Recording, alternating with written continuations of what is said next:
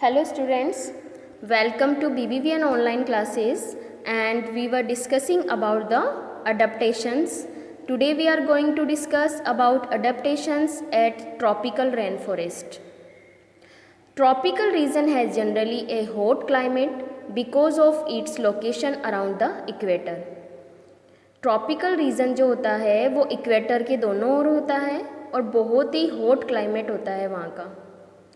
Even in the coldest month, the temperature is generally higher than about 15 degree Celsius.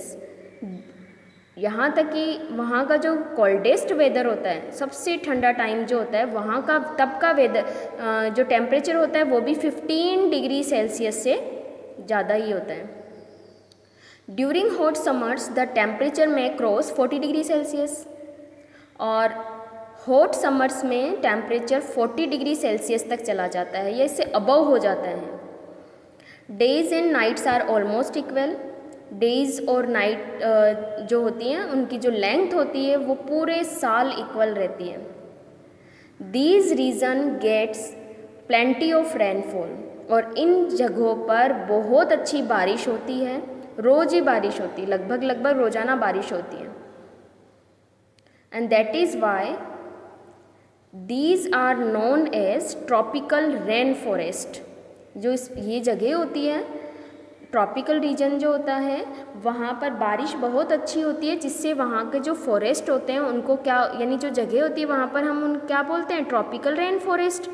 और ये जो forest होते हैं वो बहुत ही डेंस होते हैं, बहुत ज़्यादा. वहाँ पर अलग अलग वैरायटी के प्लांट्स होते हैं और अलग अलग वैरायटी के एनिमल्स वहाँ बहुत ज़्यादा संख्या में मिलते हैं. अपने यहाँ पर इंडिया में वेस्टर्न घाट्स, आसाम में से रेन फॉरेस्ट देखने को मिलते हैं. South East Asia, Central America, Central Africa, इन जगहों पर ट्रॉपिकल रेन फॉरेस्ट मिलते हैं. अब देखिए, क्योंकि वहाँ पे बहुत ज़्यादा संख्या में प्लांट्स होते हैं तो बहुत घने होते हैं ये जंगल और एनिमल्स भी बहुत ज़्यादा होते हैं. तो जो लैंड पे रहने वाले एनिमल्स होते हैं उनको फूड के लिए जगह ही नहीं मिल पाती है. मतलब एक तो उनको क्या, रहने के लिए, ज़मीन के ऊपर रहने के लिए जगह नहीं मिल पाती क्योंकि वहाँ पर बहुत सारे प्लांट्स होते हैं, है ना. दूसरा, रेन फॉरेस्ट है तो पानी भी बहुत होता है, तो वहाँ पर जो वाटर एनिमल्स होते हैं, एक्वेटिक एनिमल्स होते हैं, वो भी बहुत ज़्यादा संख्या में मिलते हैं. स्नैक्स, है ना, फ्रॉग, जैसे यहाँ पे पिक्चर दिखाई हुई है, रेड आइड फ्रॉग. और इसीलिए उनमें, क्योंकि बहुत सारे एनिमल्स होते हैं तो फूड के लिए उनके बीच में क्या होता है, कंपटीशन होता है. फूड को लेने के लिए उनके बीच में कंपटीशन होता है. तो इसी वजह से यहाँ पर रहने वाले जो एनिमल्स होते हैं वो मोस्टली कौन से होते हैं, ट्रीज़ पर रहने वाले. फॉर एग्ज़ाम्पल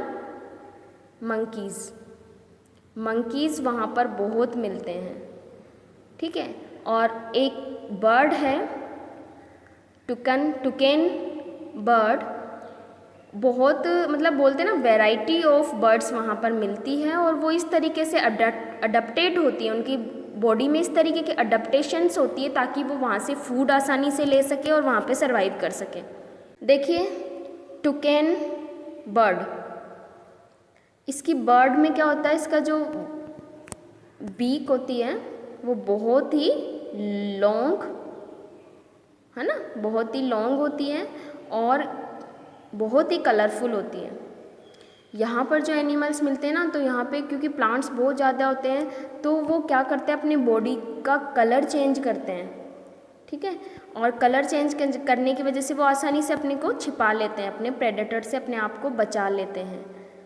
और एक यहाँ पे मैंने जो लाइन इसकी बात करी थी मंकीज़ की, तो मंकीज़ क्या होते हैं, उनकी बहुत लंबी टेल होती है और उनके जो हैंड्स होते हैं वो हमारे जैसे जो टहनियाँ होती है प्लांट्स की, उनको पकड़ने के लिए कंफर्टेबल होते हैं. यानी इस तरीके से शेप होती है ताकि वो टहनियों को पकड़ के आसानी से एक प्लांट से, एक ट्री से दूसरी ट्री पर जंप कर सकें. लॉन्ग टेल क्या करती है, इनका बैलेंस बनाती है और ब्रांचेस को पकड़ने में हेल्प करती है, ठीक है.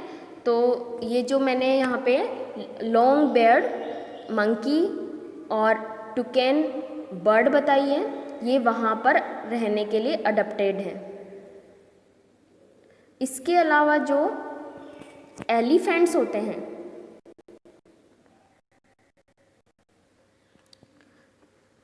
कुछ एलिफेंट्स, क्योंकि उनके वहाँ पर बहुत ज़्यादा हॉट क्लाइमेट होता है, तो एलिफेंट्स भी वहाँ पर मिलते हैं। तो एलिफेंट्स की ट्रंक बहुत लंबी होती है, वो क्या करते हैं, पानी उसमें बहुत सारा भर लेते हैं और अपने बीक, जो अपनी पीठ होती है ना, उस अपनी बॉडी पे उसको स्प्रे कर देते हैं ताकि उनका बॉडी का टेम्परेचर बना रहे।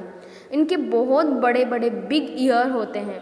तो ईयर्स क्या काम करते हैं, ये जैसे हम लोग हवा देते हैं अपने आप को, सेम ऐसे ही ये लंबे लंबे जो इनके जो बिग ईयर्स होते हैं वो इनकी बॉडी, मतलब जब ये ईयर्स को हिलाते हैं तो इनकी बॉडी को हवा लगती है। हवा लगने से टेम्परेचर क्या होता है, मेंटेन हो जाता है, ज़्यादा इनकी बॉडी गर्म नहीं हो पाती।